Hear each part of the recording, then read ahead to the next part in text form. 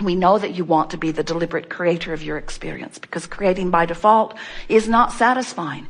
And we want you to feel the power of understanding these vibrational relationships between you and you, and let your every moment intention be to be in alignment with who you really are.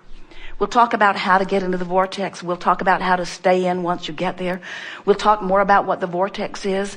But most of all, we want you to come to an awareness that you are a vibrational being, period. You are vibrational, period.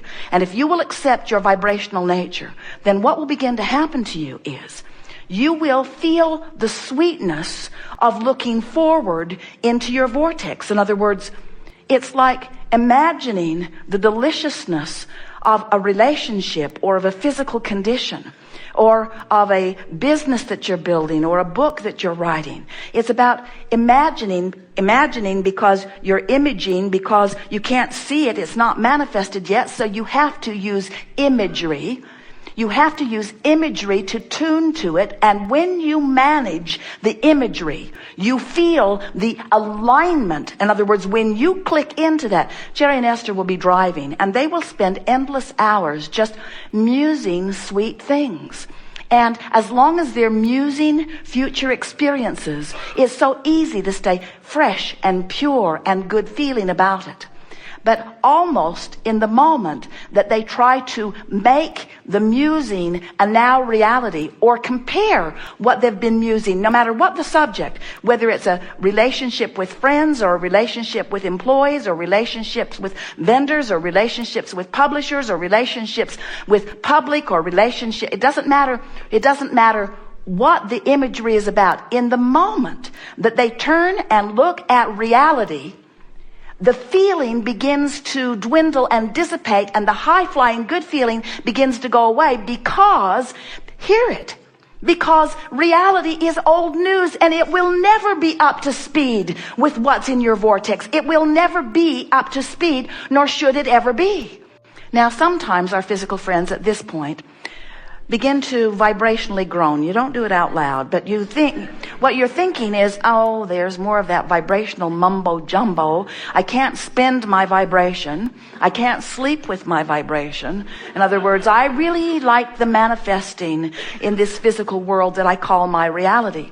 But we want to lovingly remind you that everything that you know that is manifested in terms of this beautiful planet and it's spinning in its orbit in perfect proximity to other planets, everything about the biology of your bodies and of your food, everything about the water system of your planet, everything about gravity and those physics laws that you are experiencing with such grace here in this physical environment, all of that was a vibrational reality before it became a physical reality. And if it had not been thought into place vibrationally, it could not have come into the physical manifestation. So we want you to take seriously this vibrational reality that we're going to be talking about all day here today, for a number of reasons, but most important because when life causes you to ask for something, the larger part of you, far and away the largest part of you, the biggest part of you, almost the whole of you, becomes it. And when you, the very smaller part in your physical human form, don't become it too, you feel the distress of not having become what your life has caused you to expand or evolve to. In other words, when life causes you to be more prosperous and you keep beating the drum of I don't have enough money, you set up discord that is painful. And we don't just mean painful because you don't let the money come. We mean painful because you don't keep up with you. We want to bring you around to understanding, as a result of the conversation that we have here today, that there is this vibrational reality that is, and hear it, drum roll please, is present tense. In other words, when your life has caused the larger part of you to become this new and improved version, that's present tense. Present tense.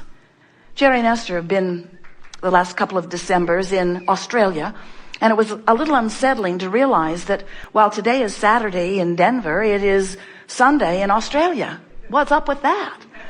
Jerry and Esther would call their office and say, we're living your future. And it's really good. You're going to like it when you roll around to it. But as much fun as they were having with that idea of having crossed the date line, it wasn't an accurate statement at all, because now is now, isn't it? In other words, it was still now. It is still now in Australia, just like it is now right here. And we want to say to you that it is now in the non-physical where we are, just like it is now in the physical where you are. Now is now. Now is this place. No, it's not really a place. Now is this thing. Well, it's not really a thing. Now is where there is a convergence, always a convergence of the vibrational frequency of the non-physical part of you and the physical part of you. And when that convergence occurs, your emotions tell you how the party's going. If you feel frisky, oh, what a convergence. If you feel in love, what a convergence. If you feel appreciation, really good convergence. If you're ornery, not so good.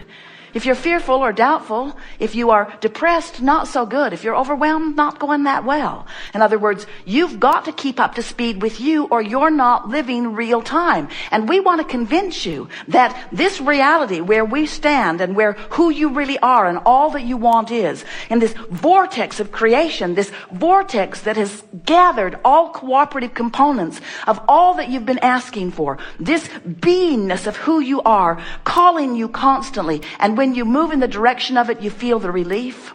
And when you move in opposition to it, you feel the tension or the tug of war. And when you get into the vortex, you feel the reality, the now reality, the present tense reality. Just to really drive that point home to you in a way that you will never forget it, we want to say to you that this reality that you're calling reality, because it's manifested and others can sort of kind of see it. You don't share realities, really. If you ever watch two eyewitness reports on the same event, you realize how different the realities are that you are experiencing, because you have very different points of view, even as you share similar circumstances.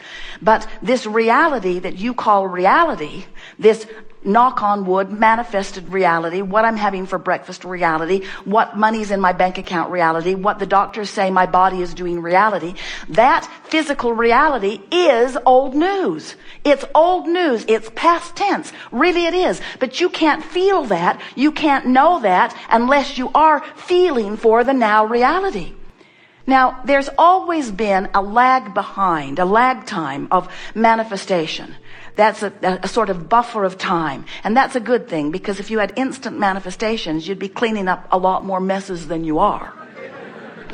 But we want you to understand that if you can get the drift of what we're talking about, if you can feel the reality of this vibrational reality that we're talking about, and we know it may sound just like another religious dog and pony show. In other words, we can hear you talking to your friends afterward. Where did you go? I went to this meeting. What was it about? Well, I can't really tell you. It's sort of hard to explain. Well, tell me a little bit. Well, there's this man who calls his wife Abraham.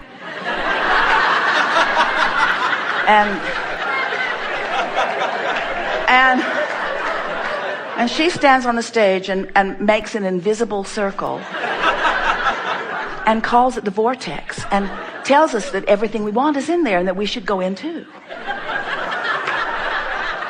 And we say, that's pretty much it.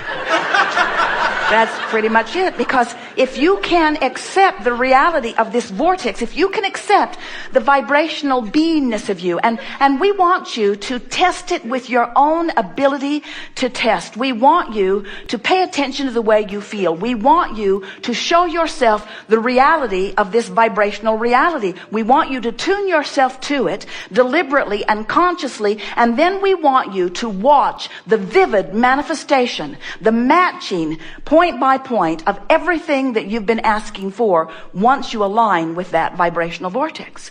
We want you to show yourself the reality that you are the creator of your reality, and that your life has helped you carve out an amazing reality, most of which you are denying yourself of living because you've got this physical human disease called what-is-itis.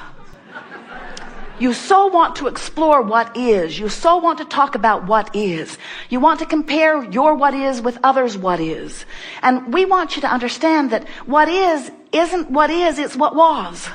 It's what was. It was the bouncing off place for what is. But you got to feel for what is, and that's the part that annoys you, we know, because this physical reality is more compelling. You can see it. You can see it, you can hear it, you can smell it, you can taste it, you can touch it. Where this vibrational reality that we're crowing about all the time, you have to feel your way in.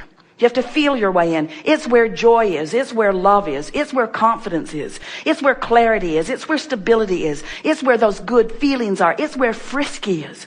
But it is our promise to you, if you will feel your way in on a really regular basis until you're able to know whether you are in the vicinity or in this vortex, in alignment where you are offering one signal. In other words, the source energy, you, is offering a vibration and you are offering a vibration. And when those vibrations converge and you are offering one signal, you are powerful. You are influential. You are the creator, the deliberate creator of your physical experience. And that's what you intended when you came forth. Not one of you said, I'll go forth, explore the contrast, and once I really know what I want, I'll deliberately hold myself vibrationally apart from it. Not one of you said that. And I will complain and write books about it. I will complain and write books about it. Maybe I can get my own cable news show. I don't know. I will scrutinize the planet. I will look for other negative things. And I will gather around me all people who have decided to make a lifestyle of being outside the vortex. And together, we will just complain and complain and complain and complain. And we say, it's not a problem with that, because as there are masses of people outside the vortex, you might even be one of them occasionally. When you're outside your vortex, knowing what you don't want, you are automatically knowing what you do want. And so it cannot go wrong, because there is this vibrational wave that has an equal and commensurate part of what you do want to every part of what you don't want. If you sort of don't want something, you sort of really do want something. If you really, really, really don't want it, then there's something that you really, really, really, really do want, you see. So you can't help but contribute to this vortex. You've been doing it. You have been contributing to this mass consciousness vortex of creation that future generations will be born from. You are massively contributing to the evolution of your species and to that which is eternal life. You can't help that, but you can pinch yourself off from it here and now. You can develop chronic patterns of thoughts and beliefs that hold you vibrationally out of sync with what you're asking for. And here's the part that is so important for you to understand. The longer you live life and the more you ask and the more you expand, the more you ask and the more source answers and the more you therefore have expanded, the worse you feel when you don't go. In other words, you just can't expand the larger part of you, the vibrational part of you, and hold back in terms of your physical beliefs without feeling worse and worse and worse and worse and worse. And that's what you're seeing on your planet today. There is such a crevasse, more marked than ever before, between those who have and have not, between those who are sick and those who are well. It's as if a giant magnifying glass has been laid over everything that is in your physical realm. And whatever it is that you are consistently offering vibrationally is manifesting in incredible form. And you're going to come around to understanding this today, because we're going to go after it with everything we have. We want you to realize that when you stand in what we are calling real time, where there is no gap between your desiring of something and your expectation of it, that's when life really is sweet. When you want something and you doubt it, when you can't figure out how it's going to come or where it's going to come from or when it's going to come or if it's going to come, then your desire feels bad to you. It feels like yearning. It feels like that achy wanting of something that you don't believe. It feels like doubt. But when you understand that you are creator, and you understand that you live in a vibrational universe, and you understand that you are an emitter of vibrational frequencies that are being answered by law of attraction, and most important of all, you have control of your vibrational emitting because you've paid attention to it. You're aware of your guidance system, so you understand what your point of attraction is all day, every day. Then, and only then, is the creative process sweet. Otherwise, it's sort of a crapshoot. It's like Russian roulette. It's like creating by default. You want but hope. Want but hope. You want to be lucky, or you want to have yourself standing in the right place. You want to maybe have pulled the right strings or know the right people. But when you get